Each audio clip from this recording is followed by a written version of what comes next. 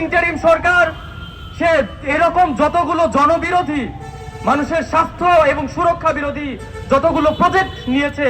এবং ব্যর্থতায় পর্যবসিত হয়েছে, তা সুষ্ঠু এবং নিরপেক্ষ তদন্ত করা হোক এবং তদন্ত পরবর্তী বিচারের আওতায় ওই সকল দায়ী দোষী ইন্টারিমের কর্তা ব্যক্তিদের অবশ্যই নিয়ে আসা হোক। একই সময় আমরা দেখতে পাই বিগত ইন্টারিম সরকার প্রধান সাবেক প্রধান উপদেষ্টা ইউনূস জাপানে গিয়ে জাপানি শিশুদের সাথে পুষ্প বিনিময় করছেন। বন্ধুগণ, আমার দেশের বাদামি বর্ণের শিশুদের এই মৃত্যু, আমার দেশের আমার ভাইয়ের সন্তানের মৃত্যু, আমার পরিবারের সন্তানের মৃত্যু বিগত ইন্টারিম সরকারের কাছে শুধুমাত্র একটি ট্রানজ্যাকশনাল ফল্ট হিসেবে রয়ে গেছে। 90-এর দশক থেকে যে ইপিআই প্রোগ্রামের মাধ্যমে বাংলাদেশে প্রতিষেধক টিকাগুলো আমদানি করা হতো, বিশ্বের বেশিরভাগ দেশে যেখানে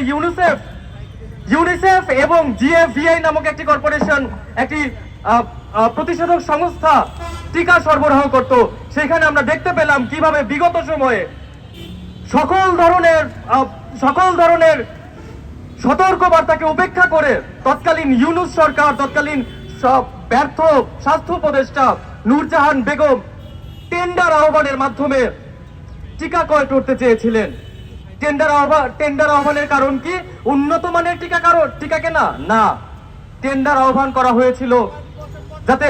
ন্যূনতম মূল্যে টিকা কেনা যায় এবং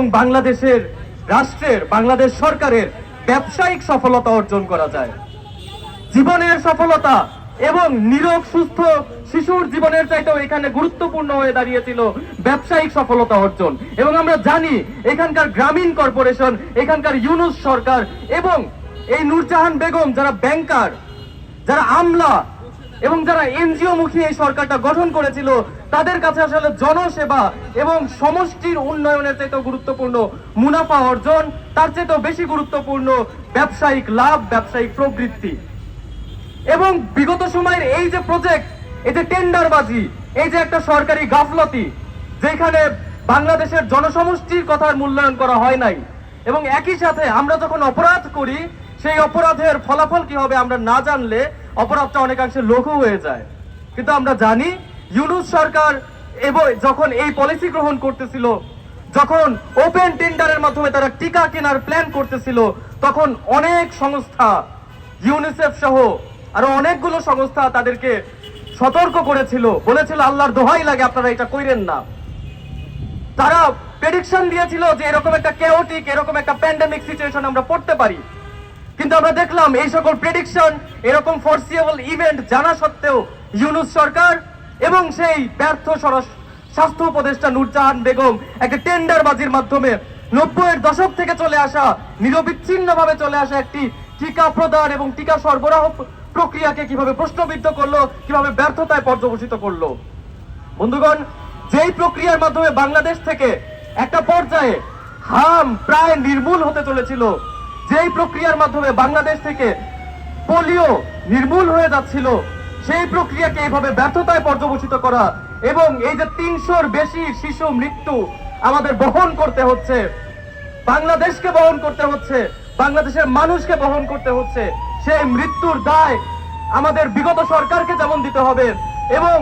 তার যথাযথ বিবেচনা, যথাযথ তদন্ত সাপেক্ষ ব্যবস্থা না নেওয়ার জন্য